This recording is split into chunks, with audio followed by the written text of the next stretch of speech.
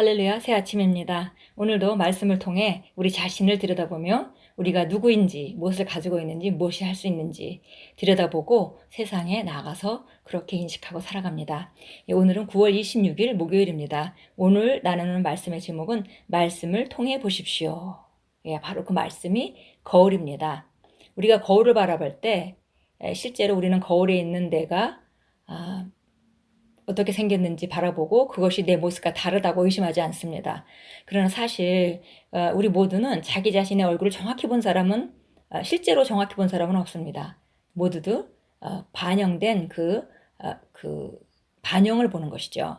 거울에는 우리 얼굴의 반영이 나타나 있습니다. 그런데 우리 영적인 우리 존재, 우리가 누구이고 우리가 무엇을 가지고 있는지, 무엇을 할 수 있는지 이런 것들은 이런 거울을 통해서 보는 것이 아니라 바로 영적이고 눈에 보이지 않는 것이기 때문에 하나님의 말씀의 거울을 통해서 보는 것입니다. 우리가 그 자연적인 영역의 거울을 보고 의심하지 않듯이 우리가 말씀을 통해서 바라보는 우리 모습을 의심하지 말고 우리가 믿어야 되겠습니다. 그 거울도 우리가 그렇게 믿는데 하나님의 말씀은 우리가 더 믿어야 되겠죠.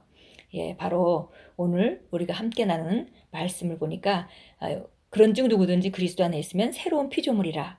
이전 것은 지나갔으니 보라 새 것이 되었도다 그랬습니다. 거듭난 나, 새로운 나. 새로운 나는 바로 하나님의 말씀의 거울 안에 있습니다. 위의 본문 구절은 약속이 아닙니다. 당신은 다시 태어났기 때문에 이미 새로운 피조물입니다. 말씀은 당신의 태도나 행동이 완벽해지면 당신이 새로운 피조물이 될 것이라고 말하지 않았습니다. 그렇지 않습니다. 우리의 자격은 그리스도 안에 있습니다. 그런 다음 본문 9절의 후반부는 보라 새 것이 되었도다 라고 말합니다. 이는 말씀을 통해 보라는 뜻입니다. 영으로 보십시오. 우리가 영으로 본다, 영으로 기능한다 이런 말을 처음 듣는 사람들은 굉장히 추상적으로 생각하는데요. 영으로 본다는 것은 말씀을 통해 보는 것입니다. 영으로 기능한다는 것은 말씀과 같이 생각하고 말하고 행동한다는 것입니다. 그리스도께 당신의 마음을 드리기 전 당신의 삶이 어땠는지는 중요하지 않습니다.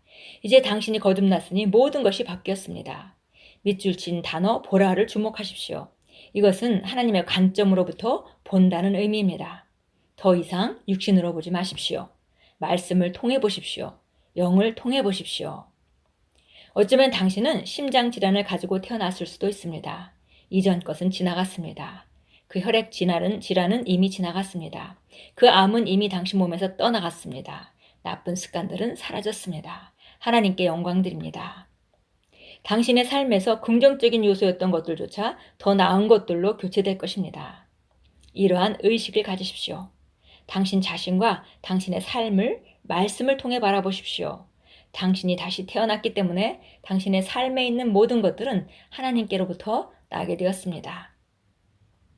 그러므로 당신 삶의 모든 것들은 신성하며 완전합니다. 육신적인 것들은 당신 안에 없으며 사단의 것들 중 그 무엇도 당신 안에 없습니다. 우리가 말씀을 통해서 볼 때 우리가 느껴지고 감각적인 영역의 것을 보는 것이 아니라 말씀을 통해서 하나님의 관점으로 볼 때 우리는 완벽한 자입니다. 우리는 건강한 자이고 우리는 지혜로운 자이고 우리는 승리자이고 사단이 준 어떤 것들도 우리 안에 머물러 있지 않습니다. 예수님은 이 세상에 임금이 오겠습니다. 그러나 그는 내게 관계가 없으니 라고 말씀하셨습니다. 예수님이 이 세상에 임금 마귀가 오겠지만 He has nothing in me. 그는 나에게 아무것도 가지고 있지 않다라고 말했습니다. 원수는 우리 안에 그의 아픔과 질병과 병약함, 실패나 약함을 가지고 있지 않습니다. 당신은 그리스도 예수 안에서 완전하게 창조되었습니다. 이것이 당신에 관한 하나님의 말씀입니다. 이 빛 가운데 자신을 보십시오. 예수 안에서 우리는 그리스도 예수 안에서 완전히 재창조되었습니다.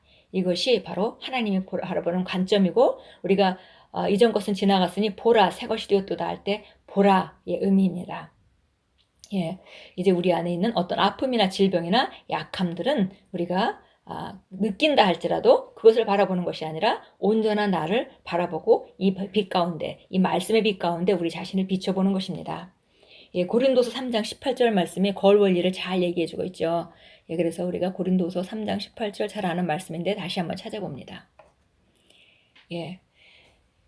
17절부터 읽겠습니다. 이제 그 영은 주시니 주의 영이 계신 곳에는 자유가 있느니라. 그러나 수건을 벗은 얼굴로 보는 것 같이 주의 영광을 유리를 통해 보는 우리 모두는 주의 영으로 말미암은 것 같이 영광에서 영광에 이르는 똑같은 현상으로 변모되느니라.